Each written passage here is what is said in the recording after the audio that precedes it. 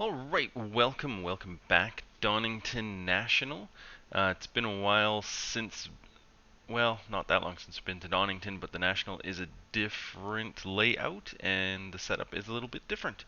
So, couple of things here. There is a chicane with some nasty curbs. So the ride height is up from the previous version, the full track layout. So 28 mils. It could be higher, but I also want that center of gravity a little lower. So this is getting you through the first curb in the chicane, the new chicane for this layout. It won't get you over the second one without causing some disruption. So if you want to try and get over that second curb, you'll have to increase the ride height and you may have to soften up the compression. ARB is 0. There is a bit of understeer here, a lot of off-camber corners, a lot of corners on hills. Understeer is quite prevalent here, so no ARB. Damper compression 20. Again, I had it stiffer with the full Donington layout, but because we're going over some curbs here, the compression is a little softer.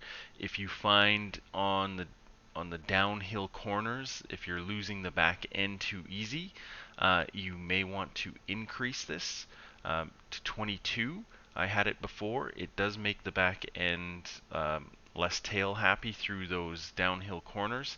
However, it does add some understeer and it does make going over the curbs in the chicane a little less friendly. Brake bias 57% for me. For you, it's something different, but it's probably going to be on the lower side of what you normally have your brake bias at. And oh boy, we got a whole lot of yellow. So compression, soft as it gets in the, or spring rate, soft as they get in the front and in the rear. Camber is turned up. The left-hand side is doing a lot of work. 2.1 on the left, you know my channel, it's not symmetrical. 1.4 on the right. Go with the 2.1 for both if you want to keep them symmetrical. 1.5 for the toe in. That is a lot of toe in, but you need a lot of turn in here. There is a lot of understeer. All these sloped corners, especially the downhill ones, very easy to understeer. You need a pointy end to get that car turned in, and it also helps with the tire temps as well, and braking as well. Uh, yeah, spring rate slow as they go in the rear. Camber 1.5 on the left, again doing a lot of work on that side. 1.3 on the right, not the right hand side is not doing a lot of work on this track. Yeah, go with the 1.5 if you want to keep them symmetrical. And toe 0.3, again, helping with the braking, helping with the tire temps. The tire temps don't get crazy hot here. Well, the left side does warm up quite a bit. And then ride height 40. So that is a fair bit more than the front. That is to increase the rake. That is to help rotate the car. Yeah, again, a lot of understeer here, so this is just helping rotate the car because the ARB is 20.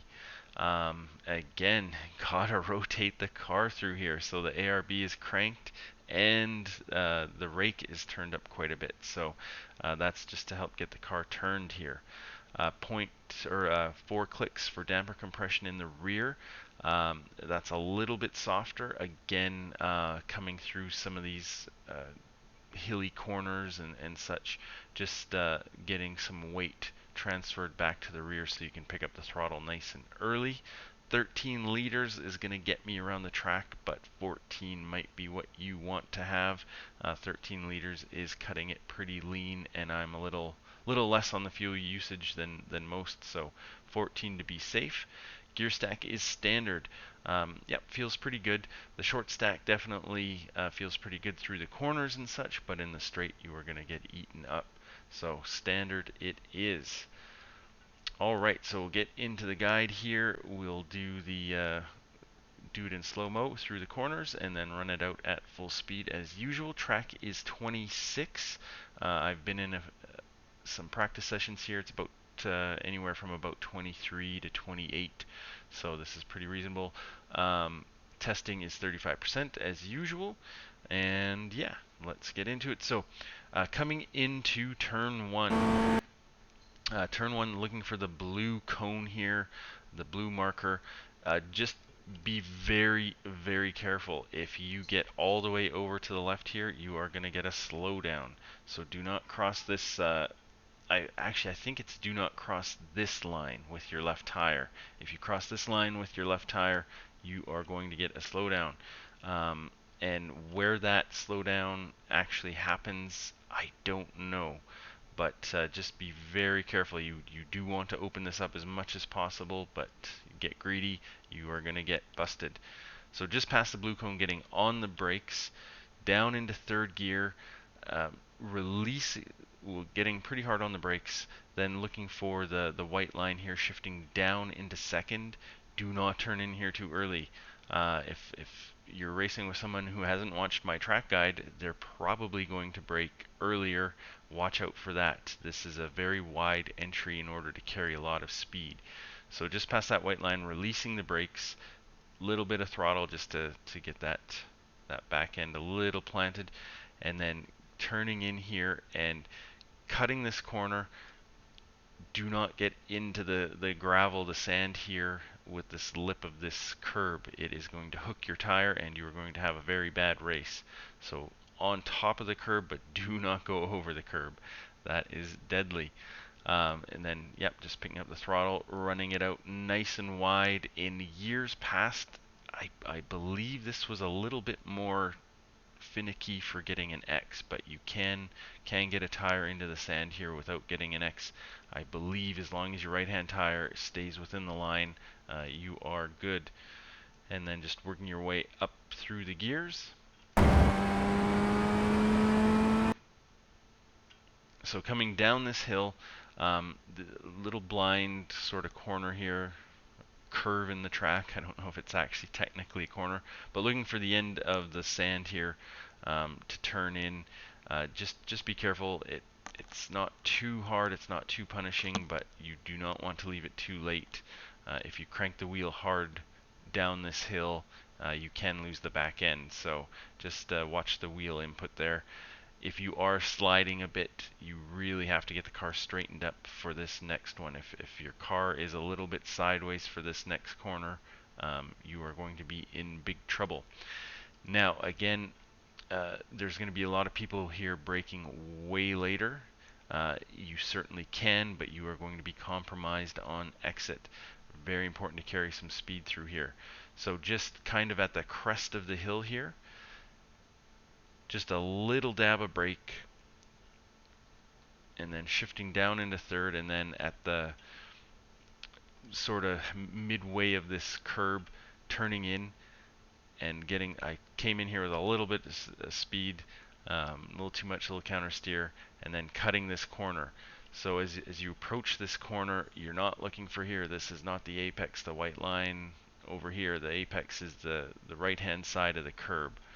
You got to cut this corner as much as you can without getting an X in order to carry more speed through here and not slide wide and get into the grass on exit. And then just managing the throttle, don't just stomp on it. It's easy to understeer here and get off over here. It is an X, and then also you get onto that grass and sand. It's very easy to spin out, so watch out for that. And then, yep, just working your way up through the gears. Again, just keep your tire inside the white line here, and you can cut this corner a little bit. It's not going to make a big difference for your time, but just shorten the track a little bit. And you can definitely come out here wide to open this one up, but really you don't scrub too much speed as you approach this corner. If you are more, not all the way over, if you're just kind of on the right hand side of the track. And then basically just get over the curb here, make sure the car is straight, and you're looking for the end of the curb here. Just getting on the brake, shifting down into third, not too hard on the brakes, harder when the tires are cold, but just a little bit of brake just to get that front end loaded up, and then turning in and picking up the throttle nice and early, well before the apex, you can lose a surprising amount of time through this section. If you're a little offline, off throttle, you're not picking up the throttle early enough, you can definitely lose 2-3 tenths through here pretty easy, even 4 tenths through here pretty easy. And again, just keep the car, I think if you get one tire onto the sand here, you're okay, but it's very easy to pick up an X through there. And this one is tricky. This one is tricky. So the track has a sort of a gentle slope right now, and then right around here the slope increases quite a bit, and that's really what you're looking for. This is a blind corner, so it's just going to take some practice.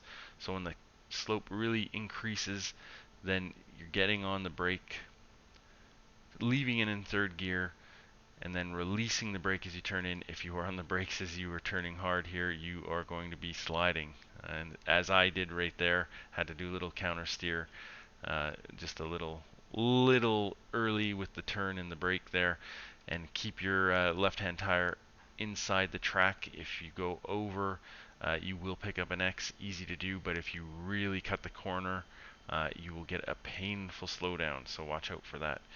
And then just picking up the throttle nice and early, letting the car just run out wide here, again not stomping on the throttle. You don't want to run wide there and get into the grass, and then getting on the throttle as early as you can with keeping the car in the track, because this is a big straight here. This is going to be the big passing section. If you screw up this corner, you are going to get eaten up from the guys behind you. And then you can use a little of the curb here on exit. Now this is the new chicane here for the National. This is a hard one. Depends on your view. I'm looking for the end of this building, the tall building here. That is the braking point. In fourth gear, shifting down into second, pretty big blast of brakes early. Very hard on the brakes, and then releasing the brakes. I probably wanted to be on the throttle about here.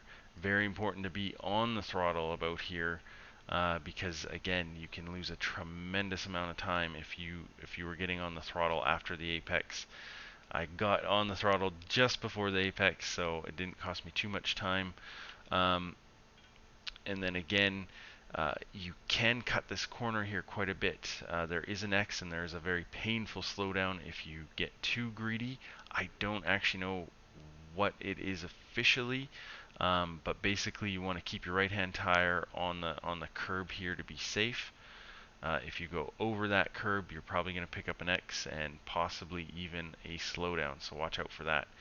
So on the throttle, and then again on exit, with the ride height and compression the way it is, this curb is disruptive. You can rub it a bit, but you don't actually want to go straight over it. If you have a higher ride height, maybe you can get away with that, but I find just getting right up tight against the apex here, it's not really costing you any time. You're already on full throttle, so yeah, just watch out for that. That is pretty disruptive if you get too greedy and go over that with this setup. And then using all of the curb on exit. And again, this is a long run to the finish line, so there is a chance to draft and get a pass here as well. If you did get a slowdown on that last lap, just make sure you have to burn it off before you cross the line. Otherwise, you will get a big penalty, and yeah, you'll 30 seconds or something like that. So watch out for that. And that's 12-2. I think that should be pretty competitive. Yeah, we'll see. So I'll run this out at full speed. Good luck out there. Stay safe. This is definitely a track where a lot of action can happen. People going off, people doing different lines. So just keep your spider sense on full. All right. We'll see you next time.